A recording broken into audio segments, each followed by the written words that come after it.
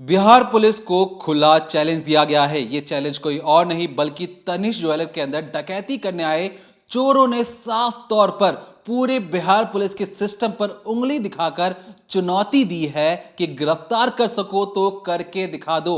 आपने जिस तरीके से तस्वीरें देखी हैं, जिसमें कुछ हेलमेट पहन के आए थे, कुछ ने मास्क लगाया हुआ था और बाकी गैंग के जितने भी लोग थे उनके चेहरे पर कोई कपड़ा या रुमाल नहीं था। सब ने अपना चेहरा दिखाते हुए, पिस्टल लहराते हुए ये बता दिया बिहार पुलिस को कि हमारे बॉस कौन है उनका गैंग लीडर। क्योंकि गैंग लीडर का नाम है सुबोध कुमार, एक गोल्डन थीफ या कहें सोने का राजा। जिस तरीके से आपने पुष्पा मूवी में देखा होगा कि पुष्पा जानबूझकर कहता है कि पूरे हम थाने को खरीद सकते हैं, लेकिन रियल लाइफ में बिहार के अंदर ये जो सुबोध कुमार है ये कहता है कि तुम मुझे गिरफ्तार करने आए हो, गिरफ्तार के बदले मैं तुम्हें 50 लाख रुपए तुरंत अभी के अभी कैश में ऑफर करता हूं, मुझे छोड़ दो, तुम माला माल हो जाओगे, तुम्हारे पूरे परिवार का मैं देखभाल करूंगा, तुम्हारे बच्चे अच्छे स्कूल में जाएंगे, तुम्हारी बीवियां खुश रहेंगी, बस मुझे गिरफ्तार मत करो और 50 लाख रुपए लो और ऐश करो।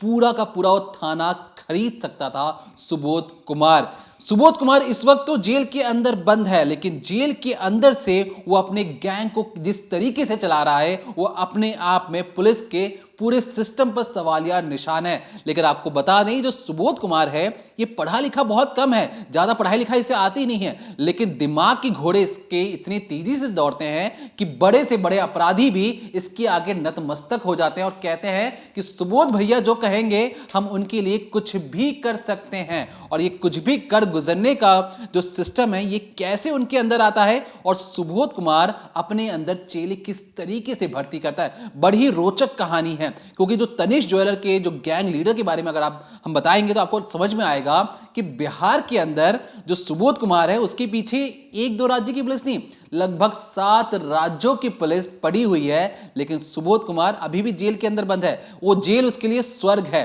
और स्वर्ग बनाने के लिए उसकी मदद करता है उसी का राइट हैंड यानी कहें प्रिंस कुमार। ये जो प्रिंस है ये पढ़ा लिखा है और अपने भैया के लिए ये कुछ भी कर सकता है। बताएंगे इस डिकोडिंग क्राइम के अंदर कि कैसे जो बिहार में जो अपराधी हैं, जो गोल्ड लूट के मास्टरमाइंड हैं, पुलिस वालों को मटन और चिकन की पार्टी देकर दरवाजा बंद करते हैं, ताला लॉक करते हैं और भाग जाते हैं नेपाल। यहां बिहार पुलिस सोचती है कि हम तो क्या चिकन और मटन खा रहे थे और जिस अपराधी को लेकर वो इतने संजीदा होना चाहिए था, एक मास्टरमाइंड होना चाहिए था, वो तो भाग चुका है। अब इन दोनों की जो जोड़ी है, जो सुबोध और प्रिंस की, इन्होंने लगभग कितनी चोरी की होगी? अगर देश में 10 चोरी हुई है तो 7 चोरी इसी गैंग ने की है। इतना बड़ा नेटवर्क चलाने वाले लगभग कहा जा रहा है कि 400 किलो सोना इसी गैंग ने चोरी किया है भारत जैसे देश के अंदर। इस देश में जितनी भी सोने की लूट हुई है उन सब की ज्यादातर मास्टरमाइंड, 70% जो मास्टरमाइंड है सुबोध ही है। सुबोध अपने गैंग के लड़कों को कैसे शामिल करता है, क्या क्या चीजें हैं और इस गैंग में लोग बड़े आसानी से कैसे पहुंच जाते हैं, इस डिकोडिंग क्राइम के अंदर आज आपको तफसील से समझाएंगे और बताएंगे कि बिहार के लड़कों ने पूरे देश में किस तरीके से एक तरीके से खौफ बना रखा है, आतंक फैला रखा है। तो सुबोध कुमार की जो गैंग है, यूं कहें कि जो नेटवर्क मार्केटिंग उसने फैला रखी है, वो काम कैसे करती है उसको समझने के लिए मैं आपको इस वक्त स्क्रीन पर 2 तस्वीरें दिखाती हूँ। एक तस्वीर आप जो देख रहे हैं वो राजस्थान की है, मन्नापुरम गोल्ड लोन की, और एक जो तस्वीर आप देख रहे हैं वो बेहद ताज़ी है, अभी 10 मार्च की, बिहार से तनिष्क ज्वेलरी शोरूम की। इन दोनों तस्वीरों में अगर आप देखेंगे तो जो लड़के हैं, जो लुटेरे आए हैं, उनका पैटर्न सेम है। इसमें होता दरअसल ये है कि इसकी जो गैंग है वो टुकड़ों में किसी भी शोरूम में दाखिल होती है, चाहे वो मन्नापुरम गोल्ड लोन हो, चाहे फिर तनिष्क का ज्वेलरी शोरूम हो। 1 या 2 या 3 बाइक पर ये लोग आते हैं और 2-2 करके, कि 2 लोग पहले अंदर घुसे, फिर 1 घुसा, फिर 3 घुसे, इस तरीके से किसी भी शोरूम या किसी भी ऐसी जगह ये दाखिल होते हैं जहाँ से सोना लूट सके। और उनमें से ज़्यादातर आप दोनों स्क्रीन पर जो अभी तस्वीर देख रहे हैं, दोनों में देखिए कि सिर्फ 1 या 2 लोगों के ही चेहरे ढके हुए हैं, बाकी सब खुलेआम तरीके से अपने चेहरे को दिखा रहे हैं। वो चाहते हैं कि सीसीटीवी में उनका चेहरा आए। पहले जब ये खबर आई तो बहुत से लोगों ने ये भी कहा था कि हो सकता है वो भूल गए, पुलिस इससे उन्हें पकड़ लेगी, एक कॉमेडी है, लेकिन ऐसा नहीं है। वो जानबूझकर अपना चेहरा दिखा रहे हैं। वो जानते हैं कि पुलिस उन्हें पकड़ेगी, सुबोध सिंह का नाम आएगा और जो सुबोध कुमार जी हैं, जिनको बोला जा रहा है बहुत बड़े गैंगस्टर हैं, वो और ज़्यादा फेमस होंगे। अब इन तस्वीरों में गौर करिएगा कि जब लोगों के चेहरे भी दिख रहे हैं, आप पैटर्न देखिए, बंदूक लेकर आते हैं, सबसे पहले सामने कोई गार्ड खड़ा होता है, उसकी बंदूक छीनते हैं, धमकाना शुरू करते हैं, पीछे की ओर ले जाते हैं, एक जगह सबको इकट्ठा करते हैं और इसके बाद सोना लूट कर फरार होते हैं। दोनों ही तस्वीरों में ये सिमिलैरिटी है। लेकिन ये जो लड़के हैं, आखिर इनको काम करने की ट्रेनिंग कौन देता है? क्या ये सुबोध कुमार के कोई रिश्तेदार हैं, कोई जानकार हैं, या वो प्रिंस के जानकार हैं? ये लड़के कैसे इकट्ठा होते हैं, कैसे काम करते हैं, कैसा जो पूरा जो नेटवर्क है वो कैसे काम करता है? तो इसको समझने के लिए आपको छोटी सी हिस्ट्री सुबोध कुमार की समझनी होगी, जो इनका लीडर है। दरअसल जो सुबोध कुमार है वो कई जगह लिखा है कि 8वीं पास है, कई जगह बताया जा रहा है कि 10वीं पास है। उसने ज़्यादा पढ़ाई नहीं की, बचपन से उसे पैसे का शौक़ रहा, बड़ी बड़ी अच्छी महंगी चीज़ खरीदने का शौक़ रहा, लेकिन परिवार इतना ज़्यादा पैसे वाला नहीं था कि बचपन में उसकी ज़रूरतें पूरी कर पाता। जैसे जैसे वो बड़ा हुआ, उसे लगा कि उसे बहुत ज़्यादा पैसा कमाना है, अपना नाम बनाना है, और गलत रास्ते पर वो चला गया। अब ऐसे में धीरे धीरे उसने चोरी चकारी, छोटी छोटी चीज़ों को शुरुआत की कि वो छोटे छोटे चोरी करेगा, डकैती डालेगा, चेन स्नैचिंग करेगा। इन सब चीज़ों से जब उसने शुरुआत की तो उसे समझ में आया कि इन सब चीज़ों में ज़्यादा पैसा नहीं है। वो चाह कर भी अगर एक चेन चुरा लेगा तो ज़्यादा कमाई नहीं कर पाएगा, उसकी जो लग्जरियस लाइफ जीने का सपना है वो पूरा नहीं कर पाएगा। तो इसीलिए उसने सोचा क्यों ना गोल्ड का जो लूट होती है, सोने की जो लूट होती है वो की जाए, और इसके लिए उसने निशाना बनाया ज़्यादातर मन्नापुरम गोल्ड लोन, जहाँ पर जो सोना है वो रखा रहता है, लोग वहाँ पर आते हैं गोल्ड लोन लेने के लिए। तो उसी को उसने सबसे पहले टारगेट बनाया कि जहाँ जहाँ सोना होगा हम सिर्फ उसको लूटेंगे। अब इसके लिए इसे लगा कि मुझे कुछ लड़कों की ज़रूरत है, क्योंकि अकेले तो कोई काम हो नहीं सकता। तो इसने धीरे धीरे लड़के इकट्ठा करने शुरू किए। अब लड़के कैसे इकट्ठा हुए वो भी आपको समझाती हूँ, लेकिन उससे पहले होता यह है कि जब किसी भी लूट को इसको अंजाम देना होता, कोई भी ऐसी डकैती करवानी होती, तो सबसे पहले जगह सेलेक्ट करता, चाहे वो राजस्थान हो। अब मेन मैं आपको इसके शहर बताती हूँ कहाँ कहाँ इसने अपना आतंक फैलाया। 7 राज्य हैं, उन पर ध्यान रखिए, और 7 राज्यों की पुलिस इससे परेशान है आज भी, जबकि ये पकड़ा जा चुका है। राजस्थान, बिहार, चेन्नई, उड़ीसा, झारखंड, उत्तर प्रदेश, ये जो पुलिस है ये सारी इससे परेशान, और यहाँ पर इसने डकैती कर रखी है। तो जब सुबोध कुमार को डकैती करवानी होती थी तो उसके लिए वो सबसे पहले जगह चुनता था। वो देखता था कि हाँ चलिए, बिहार का पूर्णिया का जो एक इलाका है यहाँ पर हम जा सकते हैं, और इसमें एक अच्छा एक शोरूम है जिसमें गोल्ड मिल सकता है, सारी चीज़ें देखता था। अब अगर इसे उस जगह पर जाने के लिए ट्रेन करनी होती, फ्लाइट करनी होती, जो भी चीज़ें करनी होती, ये उससे जाता। अब बिहार में अगर करनी होती तो इसके पास साधन थे, चला जाता। लेकिन अगर किसी दूसरे राज्य जाता, जैसे राजस्थान में रेकी करने जा रहा है, उड़ीसा में रेकी करने जा रहा है, चेन्नई जा रहा है, तो ये फ़्लाइट का इस्तेमाल करता। सुबोध कुमार बाकायदा फ़्लाइट में बैठकर उस जगह पर जाता, वहाँ पर 6-7 दिन रुक कर रेकी करता, उन चीज़ों को समझता, फिर ट्रेन से वापस आता। यानी दोनों जो चीज़ें करता, आने का फ़्लाइट से और जाने का ट्रेन से वापस जाता। जो इसके गैंग के लड़के थे, जो इसने 3-4 लोग इकट्ठा किए थे शुरुआत में, उनको ट्रेन करता, उनको बताता, फिर वो लड़के उस जगह पर जाते और कुछ दिन रुक कर रेकी करके उस वारदात को अंजाम देते। अब ये चीज़ें आपने समझी कि सुबोध कुमार इस तरीके से डकैती करता था। अब ये पकड़ा कैसे गया? तो दरअसल जब ये पकड़ा गया तो ये अपनी गर्लफ्रेंड से मिलने गया हुआ था, और वहीं पर पुलिस को एक टिप मिल जाती है कि सुबोध इस वक्त अपनी गर्लफ्रेंड के साथ है। पुलिस कई दिन से इसको तलाश कर रही थी, बिहार पुलिस तुरंत पहुंच जाती है टिप के ज़रिए। अब जैसे ही कमरा खोलती है, अपनी गर्लफ्रेंड के साथ ये मौजूद होता है, और उस वक्त ये जो सुबोध कुमार है इसके चेहरे पर शिकन नहीं होती, इसके चेहरे पर एक भी डर नहीं होता। ये उस कमरे में बैठा होता है और बेझिझक पुलिस वालों के सामने ही एक ऐसी चीज़ रख देता है, एक ऐसी बात कह देता है जो सुनने के बाद ये लगता है कि ये तो पूरा फिल्मी सीन है। दरअसल जब पुलिस इसे पकड़ती है, पिस्टल दिखाती है, कहती है यू आर अंडर अरेस्ट, तब ये साफ तौर पर कहता है कि देखो तुम जितने लोग यहाँ खड़े हो मैं सबको खरीद सकता हूँ। सीधे पैसों की जो गड्डी है उनके आगे फेंकता है, बोलते हैं 50 लाख लो और मुझे छोड़ दो। लेकिन उस वक्त बिहार पुलिस पर बहुत प्रेशर था। आप यूँ कहिए बिहार पुलिस जो उन्हें पकड़ने गई थी काफ़ी ईमानदार थी, और वो सुबोध से पैसे नहीं लेती, वो उन्हें अरेस्ट कर लेती है।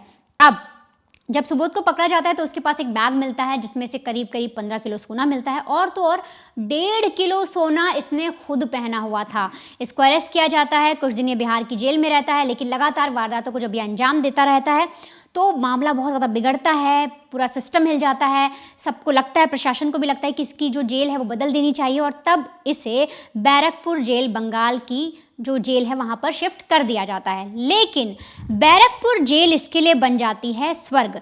यहाँ पहुँचने के बाद जो इसका नेक्सस है वो दिन दुगनी रात चौगुनी तरक्की करता है। कैसे? अब आप ये समझिए। दरअसल जब ये बैरकपुर जेल में पहुँचता है तब इसे लगता है कि हो ना हो यहाँ से भी तो मैं गैंग चला सकता हूँ, मैं लड़कों को यहाँ सेलेक्ट कर सकता हूँ। जो पहले मैं लड़के अपने गैंग के लिए बाहर ढूंढता था, मुझे जेल में बड़ी आसानी से मिलेंगे, क्योंकि कोई भी काम होगा, कोई भी क्रिमिनल होगा, वो जेल में आएगा। और इसको कोई साफ सुथरे लड़के नहीं चाहिए थे कि जो पढ़ाई कर रहे हो, ग्रेजुएशन कर रहे हो, बल्कि ये चोर उचक्के टाइप के जो लड़के थे, जो चोरी में लिप्त थे, उनको ही सेलेक्ट करता था।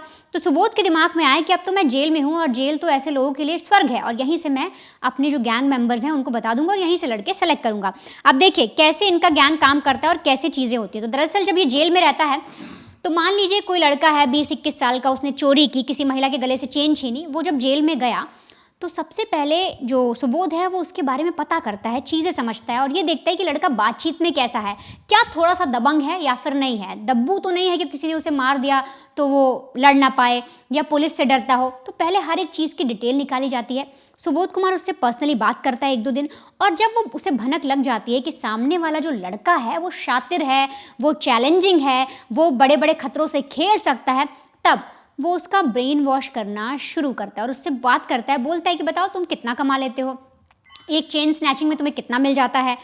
धीरे धीरे जब लड़के खुलते हैं, उससे बातें करते हैं, तब उनके सामने ऑफर रखता है। बोलता है कि हमारी मेंबर बन जाओ, हमारे गैंग में शामिल हो जाओ, तुमको सैलरी मिलेगी, 5-6 लाख रुपए तुम्हें यूँ मिल जाएंगे महीने, तुम्हें किसी चीज़ की टेंशन नहीं होगी, और तो और हिस्सा अलग मिलेगा। मान लो तुम अच्छा काम करोगे, इंसेंटिव अलग मिल जाएगा। इतना तो आपको प्राइवेट जॉब में नहीं मिलता होगा जिस तरह से ये उनको ऑफर कर रहा है। और बोलता है कि अगर कुछ बड़ा करना चाहते हो लाइफ में, तो छोटी मोटी सोने की चोरी में कुछ नहीं है, बड़े बड़े जो गैंग चलती हैं जितनी भी होती है, तो इसके लिए तुम्हें बड़े शोरूम्स में आना होगा, बड़ी डकैती करनी होगी, और तो और जितनी भी ज़्यादा बड़ी लूट को अंजाम दे सकते हो वैसा तुमको करना होगा। अब लड़के इसकी बात मान लेते हैं और इसके बाद जब ये लड़कों का सिलेक्शन कर लेता है, तब अपनी गैंग के जो इसके गैंग के बाहर मेंबर्स बैठे हुए हैं उनसे बोलता है कि एक लड़का है, उसका फटाफट यहाँ से बेल करवाइए, वो बाहर आएगा और इसके बाद आप उसे ट्रेनिंग दीजिए।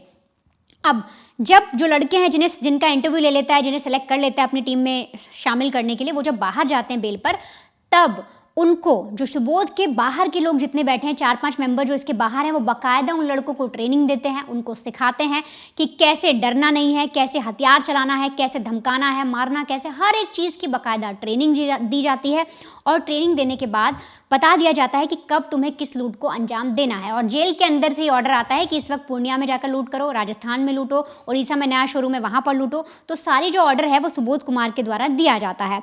अब जब सारी चीज़ें तय हो जाती हैं, लड़के तय हो जाते हैं, तब एक लूट को अंजाम देने के लिए पूरी गैंग बनाई जाती है कि भाई अगर हमें पूर्णिया में, बिहार का जो तनिष्क में मान लीजिए अभी लूट हुई, उसमें बनाया जाता है कि 6 लोग ये सेलेक्ट हुए हैं, ये 6 लोग जाकर वहाँ पर लूट को अंजाम देंगे। तो ऐसे में एक चीज़ बेहद इंपॉर्टेंट है, जो गैंग का मेंबर होता है, मान लीजिए सुबोध कुमार ने किसी एक शख्स को गैंग का मेंबर चुना है, तो वो ही सबसे बात करेगा। जो लड़के सेलेक्ट हुए हैं, टीम के जो नीचे के लोग हैं जिन्हें लूट को अंजाम देना है, वो आपस में बात नहीं करते। साफ तौर पर ऑर्डर दे दिया जाता है कि अगर 6 लड़के सेलेक्ट हुए हैं तो तुम आपस में एक दूसरे को नहीं जानोगे, तुम आपस में कोई बातचीत नहीं करोगे। जो भी बात करनी है, जो तुम्हें लीड कर रहा है उस वक्त, जो भी तुम्हारे वारदात अंजाम देना है, उसमें जो लीडर है तुम्हारा, तुम सबको उसी से कांटेक्ट करना है, उसी को फ़ोन करना है, उसी का नाम पता होना चाहिए, आपस के लड़कों का नाम नहीं पता होना चाहिए। और हर बार हर वारदात में यही होता है। जो लड़के लूटने आए हैं, आप सेम देखिए, तनिष्क में जो भी लड़के लूटने आए हैं, 6-7-8 लोग जितने भी लोग हैं, इन्हें एक दूसरे का नाम भी नहीं पता। इन्हें जिस दिन वारदात करनी थी उसी दिन मिलाया जाता है, उसी दिन ऑर्डर दिया जाता है और ये उस तरीके से लूट को अंजाम देते हैं। क्योंकि एक एक शख्स को पहले सिंगल बता दिया जाता है कि आपको अपना रोल कैसे प्ले करना है, और सिर्फ सब अपना रोल ही प्ले करते हैं। ऐसा इसलिए किया जाता है कि जब पुलिस इन्हें पकड़े तो इनके नेक्सस का भांडा ना फूट पाए। मान लीजिए एक से दूसरा नाम पता लगा, दूसरे से तीसरा, तीसरे से चौथा, तो जो चेन है ना वो टूट ना पाए या फिर उसके बारे में पुलिस को पता ना चल पाए। अगर मान लीजिए एक लड़का पकड़ा गया, उसको अगले का नाम ही नहीं पता, दूसरे का पता ही नहीं, वो पिटता रहेगा, पुलिस परेशान होगी, एक चोरी एक डकैती की है, कुछ दिन बाद वो छूट जाएगा, बेल करा लिया जाएगा। ऐसे में जो नेक्सस है वो इनका खुलेगा नहीं, पुलिस को उसके बारे में नहीं पता लगेगा। तो ये सारी चीज़ें थी। और तो और जो सुबोध कुमार है वो अपने लड़कों को हमेशा मना करता था कि कभी भी डकैती करने जाओ तो होटल में मत रुकना, क्योंकि पुलिस सबसे पहले वहीं पता करेगी। बड़े आराम से कुछ दिन पहले, चाहे 1 महीना 1.5 महीना लग जाए, वहाँ रुको, किसी के घर किराए पर कमरा लो, बड़े आराम से रहो, एकदम ऐसे नॉर्मल लाइफ जो, उसके बाद चोरी को अंजाम दो। और यहाँ पर आप एक चीज़ पर गौर करिएगा कि जितनी भी जो डकैती करते हैं ना, वो सोने का जो लूट होती है सिर्फ उसी को अंजाम देते हैं। इनको कैश से मतलब नहीं है। सुबोध कुमार ने साफ तौर पर जान लिया था कि अगर वो सोना लूटेगा तो ही वो बादशाह बन सकता है, कैश में कुछ नहीं रखा। तो पहले इनका टारगेट होता था मन्नापुरम गोल्ड लोन, अब धीरे धीरे तनिष्क की ओर भी बढ़ रहे हैं और जितने ज्वेलरी शोरूम है जहां पर इन्हें पता है कि बड़ी मात्रा में इन्हें सोना मिलेगा, ये सोना लूटते हैं और सिर्फ उन्हीं जगहों को ठिकाना बनाते हैं। अगर हाल ही की मैं बात करूं 2-3 सालों की, तो इन्होंने कम से कम कहीं से 24 करोड़, कहीं से 2 करोड़, कहीं से 10 करोड़, 9 लाख इस तरीके से डकैती की हैं और बढ़ते बढ़ते संख्या 300 किलो सोने से ज़्यादा की होती जा रही है। अब आप करोड़ का अंदाज़ा लगाइए कितने पैसे इन्होंने कमा लिए। लेकिन अब इसमें सबसे बड़ा सवाल ये उठता है कि आखिर इतना सोना लूट कर सुबोध करता क्या है, और सुबोध क्या सिर्फ ये अकेले चला रहा है या उसका कोई राइट हैंड है जो सुबोध कुमार के लिए जान तक देने को तैयार है। क्योंकि एक शख्स का नाम सामने आ रहा है तनिष्क ज्वेलरी शोरूम में जिसने लूट की। बताया जा रहा है कि वो मास्टरमाइंड है, क्योंकि जो आरोपी पकड़े गए 2, उन्होंने उसी प्रिंस का नाम लिया और बोला जा रहा है वो मास्टरमाइंड है, लेकिन वो प्रिंस वही है जो सुबोध के इशारे पर कुछ भी कर सकता है। तो आखिर अब आप समझिए कि सुबोध की गैंग में जो उसका राइट हैंड है, जो उसका मेन मैनेजर माना जाता है, वो कौन है, वो कैसे पुलिस वालों को बेवकूफ़ बना चुका है, और तो और इतना सोना लूट कर करते क्या है सुबोध कुमार, और ये सोना सारा जाता कहाँ है। देखिए, जो वनिता ने आपको समझाया कि जिस तरीके से जो डकैत हैं या जो चोर हैं, ये नए नए लड़के रहते हैं और इन लड़कों से कहा जाता है कि आप होटल में नहीं रुकेंगे। तो सबसे पहला काम क्या जाता है, 6-7 लड़के हैं, उसमें से एक लड़का जाएगा जो सबसे ज़्यादा यंग होगा, उसकी दाढ़ी मूछें भी ठीक से नहीं आई होंगी, वो जाके अपने फर्जी आधार कार्ड पर एक कमरा किराए पर लेता है। अब सोचिए कि 6-7 लड़के अगर होटल में जाकर रहेंगे तो पता लगाना आसान चीज़ है। अब वो ये कहता है, जो नया लड़का जिसकी दाढ़ी मूछें ठीक से आई नहीं होती हैं, कि मैं तो स्टूडेंट हूँ, मुझे पढ़ाई के लिए ना एक कमरा चाहिए, मुझे 1 महीने की है। अब 1 महीने का जो किराया होता है बहुत ही मामूली सा होता है, होटल में रहने जाएंगे तो ज़्यादा खर्चा बैठेगा। अब जैसे ही वो लड़का कमरा लेता है, उसकी अगली रोज़ क्या होता है, जो 6 से 7 लड़के होते हैं स्टडीज़ के नाम पर, पढ़ाई के नाम पर उस कमरे के अंदर दाखिल हो जाते हैं।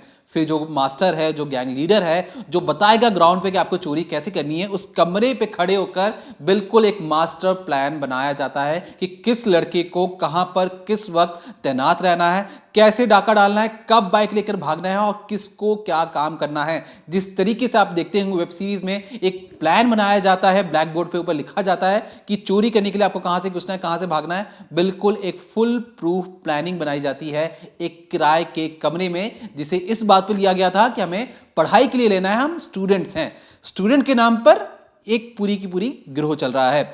अब यहाँ पर बात आती है कि जो लड़के हैं, ये लड़के इतने मोटिवेट कैसे हो जाते हैं। जिस तरीके से वनिता ने आपको पहले से ही समझाई कि ये लड़के एक दूसरे को ना जानते हैं ना समझते हैं।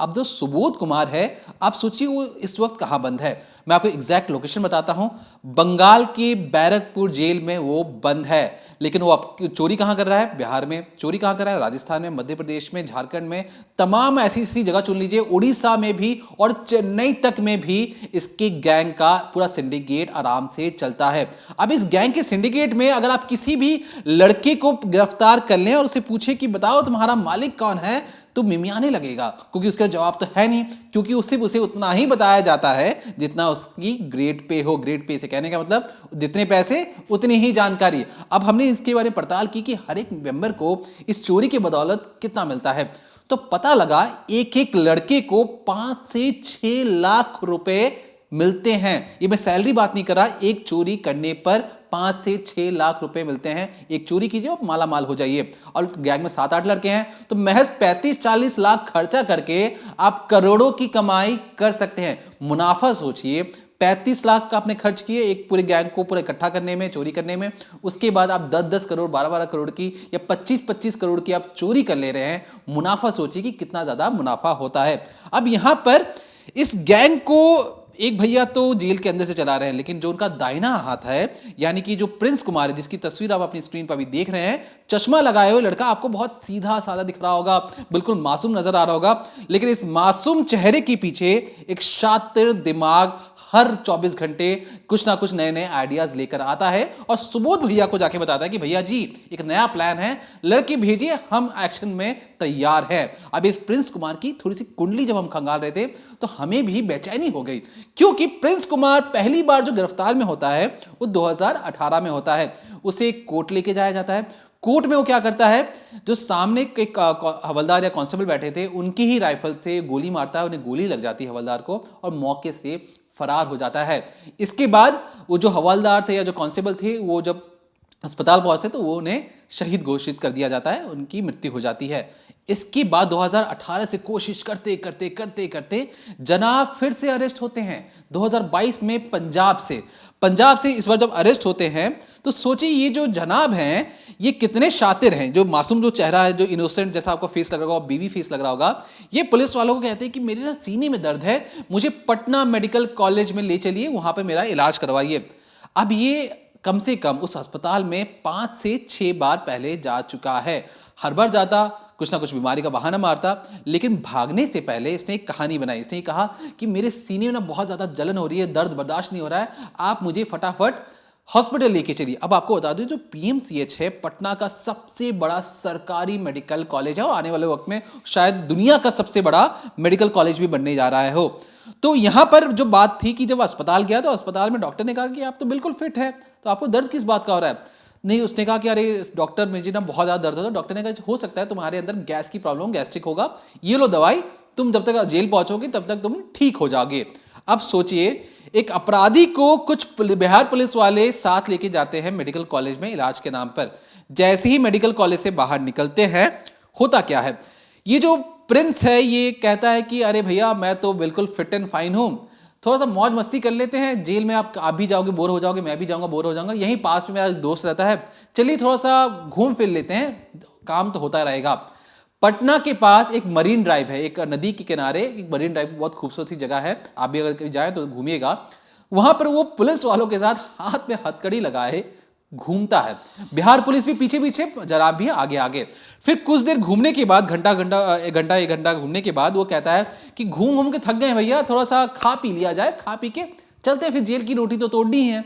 ये अपने दोस्त के घर लेके जाता है और कहता है कि ये रहे मेरे भैया, ये मेरा जेल में बहुत ख्याल रखते हैं। अपने दोस्त के घर पे जाके सारी बातें कर रहा है, इनको ना बढ़िया चिकन और मटन खिलाइए और इनका दिल खुश कर दीजिए। हाथ में हथकड़ी लगी है, दोस्त जो था उसका वो पुलिस वालों को चिकन और मटन की पार्टी देता है। अब बड़े इत्मीनान से चिकन और मटन चावल में मिला मिला के बिहार पुलिस आराम से खाती है। यहाँ पर जो प्रिंस है वो तैयारी करता है कि मुझे भागना कैसे है। इसके बाद जो प्लान है वो बदलता है। ये क्या करता है, जिस तरीके से जब खाना पीना खा के बिहार पुलिस हाथ धोने के लिए जाती है कमरे के अंदर, बाहर से कुंडी लगाकर ताला लॉक कर दिया जाता है और प्रिंस हो जाता है रफू चक्कर अपने ही दोस्त के कार के जरिए। इसके बाद वो भागता कहाँ है, नेपाल चले जाता है। अब इधर सोचिए बिहार पुलिस की कारस्तानी कि वो मटन और चिकन खाने के बाद कमरे के अंदर बंद है, वो फोन लगा के कहते हैं, ये सारी वारदात ज़्यादा पुरानी नहीं है, नवंबर की है, नवंबर 2024 की। मैं पूरा वाक्य आपको बता रहा हूँ, मैं 4 महीने ही बीते होंगे। 4 महीने पहले बिहार पुलिस वाले उस कमरे से फोन करके कहते हैं कि सर जी, हम जिस अपराधी को लेके आए थे, जो मास्टरमाइंड है, जिसने इस देश में सबसे बड़ी जो चोरी की वारदातों को अंजाम दिया है, उस गैंग के सेकंड इन कमांड या कहें सेकंड बॉस भाग चुके हैं। हम चिकन और मटन की पार्टी कर रहे थे, हमें कमरे में बंद कर वो भाग गया है। अब बड़े आला अधिकारी को लगा कि ये बोल क्या रहे हैं, उनके हाथ पैर फूलते हैं। सब पर इंक्वायरी बैठाई जाती है और पता लगाने की कोशिश की जाती है कि प्रिंस कहां भागा है। प्रिंस को ढूंढने के लिए लगभग जो STF special task force Bihar police की लगा दी जाती है। लगभग 100 से ज्यादा पुलिस वाले उसको खोज रहे होते हैं, लेकिन बावजूद इसके बिहार पुलिस नहीं ढूंढ पाती है प्रिंस को। लेकिन जब हम इस वीडियो को रिकॉर्ड कर रहे हैं तो हमें एक छोटी सी खबर लगी कि शायद प्रिंस को एक दूसरी जेल के अंदर गिरफ्तार करके छुपा कर रखा हुआ है। हम उस जेल का नाम आपको अभी नहीं बताएंगे, लेकिन जब प्रिंस भागता है बिहार पुलिस या किसी भी पुलिस वालों की कैद से, एक बड़ी चोरी की वारदात को अंजाम दिया जाता है। जिस तरीके से मोडस ऑपरेंडी, मतलब कहने का मतलब इस गैंग के जो काम करने का जो तरीका है, उसमें साफ तौर पे कि कुछ लोग हेलमेट पहनते हैं, कुछ लोग मास्क पहनते हैं, बाकी गैंग वाले जितने भी रहते हैं वो बिल्कुल मुंह पे कुछ नहीं मानते, सबके सामने मुंह खोलकर और पिस्टल लहराते हुए दिखाते कि भैया हम ही हैं, जो है हम ही डकैत हैं, हम ही चोरों के बादशाह हैं, जो करना है कर लीजिए, क्योंकि हम सुबोध भैया के गैंग से हैं। और बिहार पुलिस और तमाम राज्यों की पुलिस को ये चैलेंज करते हैं कि हमें कोई गिरफ्तार नहीं कर सकता है। और इसलिए जो राजस्थान पुलिस है, जो अलग अलग राज्यों की पुलिस है, बिहार में आकर ये ढूंढती है, उनकी गैंग के मेंबर पर रेड मारने आती है, लेकिन हाथ कुछ भी नहीं लगता है। लेकिन जो गैंग के जो सरगना है, जो हेड हैं, वो गिरफ्तार तो हो ही जाते हैं, लेकिन गिरफ्तार होने के बाद भी देखिए चिकन पार्टी और ये सब दे दे के वो भाग भी जाते हैं। यहाँ तक कि प्रिंस भी, जो सेकंड बॉस है, वो भी पुलिस वालों से कहता है कि देखिए आप तो हमें गिरफ्तार करके क्या ही कीजिएगा, पैसे लीजिए, आप भी ऐश कीजिए, हम भी ऐश करेंगे, किसको क्या पता लगेगा। लेकिन जो सोने की जो तस्करी होती है, सोने की जो लूट होती है, इतना सोना, मान लीजिए 1 किलो सोना लगभग 86 या 87 लाख या 90 लाख के आसपास है। इस गैंग ने तो 400 किलो सोना चोरी किया है।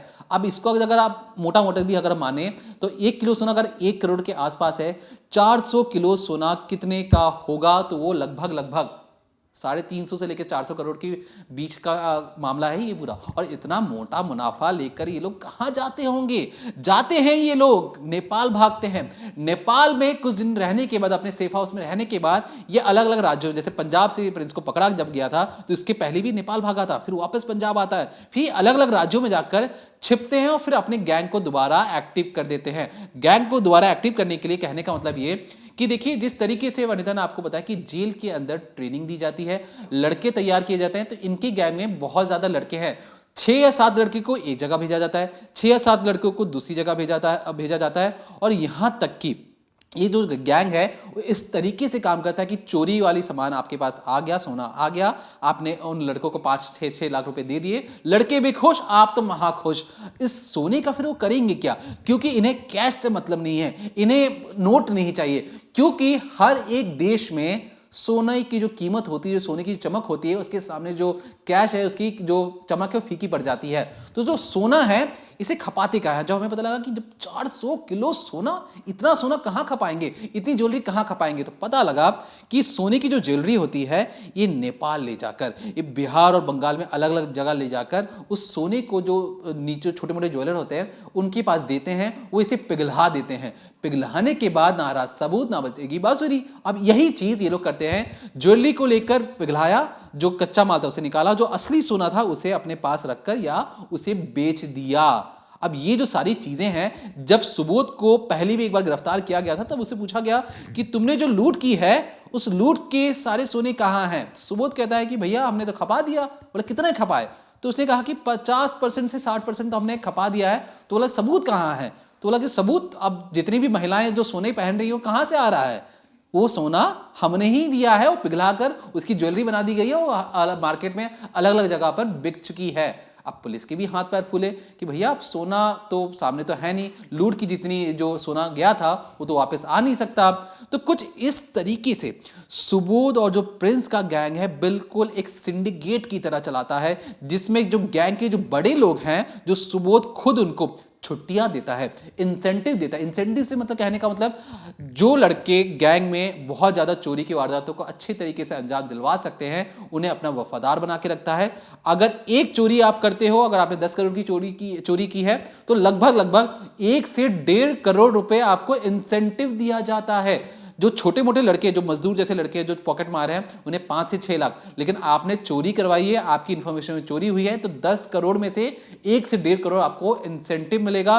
जो सैलरी मिल रही है करोड़ रुपए वो अलग चीज है। तो सोच लिए कि जिस तरीके से बिहार के आरा में चोरी हुई है 10 करोड़ 9 लाख रुपए की, जिसमें से पुलिस का कहना है कि हमने आधा माल तो बरामद कर लिया है, तो लगभग कितना हुआ, 5 करोड़ के आसपास पकड़े, जिसमें से अगर कहें कि 1 करोड़ रुपए ये इंसेंटिव दे देता है अपने खासम खास को, बाकी 50 लाख रुपए अपने लड़कों पे खर्चा कर देता है, आने जाने में खर्चा कर देता है, तो लगभग अगर आप मोटा मोटा भी माने तो 2 करोड़ रुपए खर्चा कर लिया। सुबोध और प्रिंस के हाथ में कितने आए? 3 करोड़ रुपए। कुछ करना नहीं पड़ा, जेल के अंदर बैठे ठाट बाट से लड़के इकट्ठा कर रहे हैं, लड़के उनके लिए जी हजूरी करके, जी भैया जी करके सारा काम बड़े ही आराम से हो जा रहा है। अब यहां पर पुलिस सोचे कि हम किसी एक छोटे मोटे अपराधी को पकड़ लें, जिस तरीके से बिहार में आरा में 2 लड़कों को तो पकड़ लिया गया, उन लड़कों से आप क्या बुलवाएंगे कि आपका बताओ कि आपका बॉस कौन है, आप कब मिले, क्या मिले?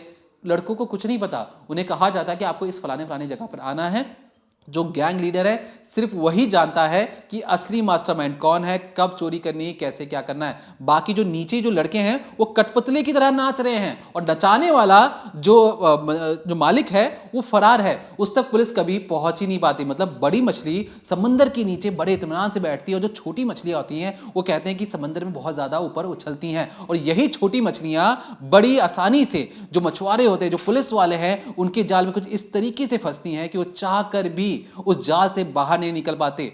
अभी ये जो बड़ी मछलियां हैं, ये बड़ी मछलियां जानबूझकर बड़ी शांत तरीके से समुद्र की गहराइयों में कुछ इस तरीके से छिपकर बैठती हैं कि पुलिस चाहकर भी उन्हें खोज नहीं सकती है। अब बड़ी मछली से आप समझ रहे हैं मैं किसका नाम लेना चाह रहा हूं? सुबोध कुमार। ये बंगाल के बैरकपुर के जेल के अंदर इस तरीके से कुंडली मारकर बैठा है कि बिहार पुलिस चाहकर भी ये नहीं बता पाएगी कि सुबोध कुमार ही सारी चीजें करवा रहा है। 7 अलग अलग राज्यों में भी चोरी हो रही है, लेकिन सुबोध कुमार गहराई में एक जेल के कोने के अंदर बैठकर ये पूरी वारदात को बड़े इत्मीनान तरीके से अंजाम दे रहा है। अब कैसे पकड़िएगा? ये जो मछलियां हैं ये सतह पर तो आती ही नहीं है, ये खुद सुबोध कुमार चोरी करने तो जा नहीं रहा। अब सुबोध कुमार जेल के अंदर उसके लिए स्वर्ग बन चुका है, क्योंकि जो 300 किलो सोना, 400 किलो सोना और एक एक चोरी में करोड़ों का मुनाफा कमा रहा है, उसे सोचिए कि जेल में उसकी शान शौकत क्या होगी। क्योंकि जेल में ही सामने बैठा के इंटरव्यू लेता है, सामने बैठा के कहता है कि तुम मेरे लड़के हो, अब से तुम पर मेरा हाथ है, मेरा आशीर्वाद है, और जहां मेरा आशीर्वाद होगा वहां तुम्हें कोई छेड़ नहीं सकता है। इसलिए बाहुबली गैंगस्टर या कहें गोल्ड थीफ किंग या कहें गोल्ड सोने चोरा, जो सोनी की जो चोरी का जो राजा है वो सिर्फ और सिर्फ सुबोध कुमार है। देश में अगर 10, मैं बार बार कह रहा हूं, देश में अगर 100 चोरियां हुई हैं सोने की तो उसमें से 70 चोरियां इसी की गैंग ने की हैं। तो इसलिए जिस तरीके से आप पुष्पा मूवी में देखते होंगे कि चंदन तस्कर था पुष्पा, वहां यहां पर असल दुनिया में जो सोने का जो राजा है वो सिर्फ और सिर्फ सुबोध कुमार है। इसका अच्छी तरीके से सिंडिकेट काम करता है, जो लड़के जब चाहो जहां चाहो वहां पर डाका डालने को ये तैयार रहते हैं और बेखौफ अंदाज में, मुंह पे कपड़ा नहीं है, कुछ भी नहीं है, लेकिन ये चोरी करने के लिए सबसे पहले भागकर सुबोध कुमार के नाम पर पुलिस को चैलेंज देते हुए चोरी करते हैं। तो फिलहाल इस पूरे मामले में हमने आपको बताने की कोशिश की है कि जो पुलिस वाले हैं वे किसकी तलाश कर रहे हैं। सुबोध कुमार का नाम है, लेकिन सुबोध कुमार तो कहेंगे कि जेल में बंद है, क्योंकि कागजी कार्रवाई में आपको सबूत इकट्ठा करने पड़ते हैं। लेकिन ये जो लड़के हैं ये पुलिस के हाथ जल्दी नहीं आने वाले हैं, क्योंकि सिंडिकेट वाले कभी नहीं चाहेंगे कि उनके लड़के बड़ी आसानी से पुलिस के हत्थे चढ़ जाए। तो फिलहाल इस पूरे मामले में जो भी नए अपडेट्स होंगे आप तक पहुंचाते रहेंगे। तब तक देखते रहिए क्राइम तक।